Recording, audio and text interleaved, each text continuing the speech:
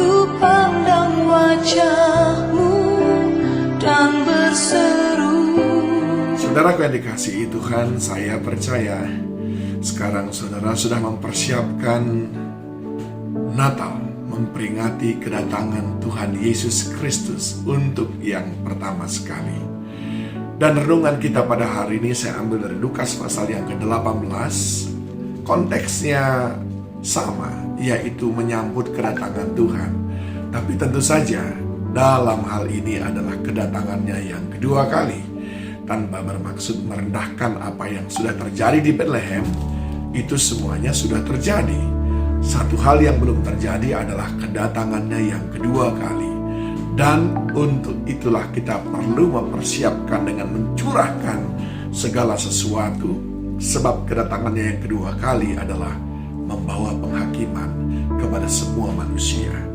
Apa yang Yesus nasihati kepada murid-murid supaya mereka siap membawa keselamatan itu bagi manusia semuanya, dan manusia pun menerimanya. Di dalam Lukas 18 ayat 1 dikatakan, Yesus mengatakan suatu perumpamaan kepada mereka untuk menegaskan bahwa mereka harus selalu berdoa dengan tidak jemu-jemu.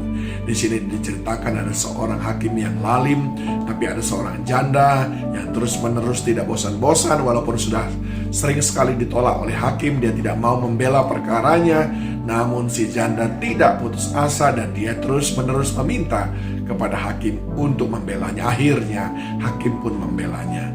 Itulah kira-kira intinya. Lalu di akhir daripada bacaan di perikop ini ayat 8, Aku berkata kepadamu, ia akan segera membenarkan mereka. Akan tetapi jika anak manusia itu datang, adakah ia mendapati iman di bumi? Adakah ia mendapati iman di bumi?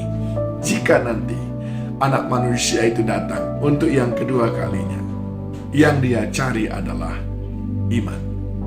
Nah, saudaraku yang dikasihi Tuhan, ayat bacaan kita ini mengatakan kepada kita, mari kita persiapkan diri untuk menyambut kedatangan Tuhan yang kedua kali. Waktu dia datang pertama sekali lahir di Bethlehem di kandang domba, dengan jelas dia berkata kepada para gembala di padang bahwa ada kesukaan besar, ada damai sejahtera yang dia bawa. Dia adalah terang yang ajaib yang akan sirnakan segala kegelapan.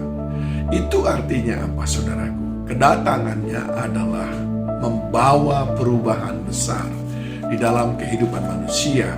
Bahkan terangnya itu adalah sanggup menerangi sampai kepada kedalaman hati kita, sehingga bagi Tuhan tidak ada yang tersembunyi. Adakah dia melihat? Adakah terangnya itu akan menemukan ada iman di dalam kehidupan kita? Itu adalah modal utama untuk menyambut kedatangannya yang kedua kali. Lalu yang kedua adalah kehidupan doa yang tidak putus-putusnya. Lihat tadi dia berkata bahwa mereka harus selalu berdoa dengan tidak jemu-jemu. Yang pertama, menyambut dia yang kedua kali, yaitu iman. Yang kedua, berdoa dengan tidak jemu-jemu. Untuk apa doa kita? Tentu saja supaya kita tetap kuat. Bukankah Yesus Kristus di Taman Getsemani pernah menasihati murid-murid, berdoalah supaya kamu jangan jatuh ke dalam pencobaan, sehingga pada waktu penantian kita terpleset, kita tergelincir, kita terjatuh. Jadi kita perlu membangun kehidupan doa supaya dia mendapati kita tetap setia kepadanya. Yang ketiga, saudaraku, apa yang perlu kita lakukan pada waktu kita menanti-nantikan dia? Tentu kita perlu menjaga sikap kita. Sikap kita di hadapan Tuhan tetap harus kita jaga. Apa itu, saudaraku? Mari, ayat yang ke-6, kata Tuhan, camkanlah apa yang dikatakan hakim yang lalim itu. Tidakkah Allah akan membenarkan orang-orang pilihannya yang siang malam berseru kepadanya? Kita perlu menjaga eksistensi kita, keberadaan kita, kehidupan kita untuk tetap layak disebut sebagai orang-orang pilihan Tuhan. Tentu saja Tuhan berkata, bukan kamu yang memilih aku, tapi akulah yang memilih kamu. Tapi tugas kita adalah untuk memastikan bahwa kita menjaga apa yang Tuhan sudah perintahkan kepada kita, yaitu hidup dalam jalan-jalannya. Itu akan membuktikan bahwa kita memiliki iman percaya kepadanya.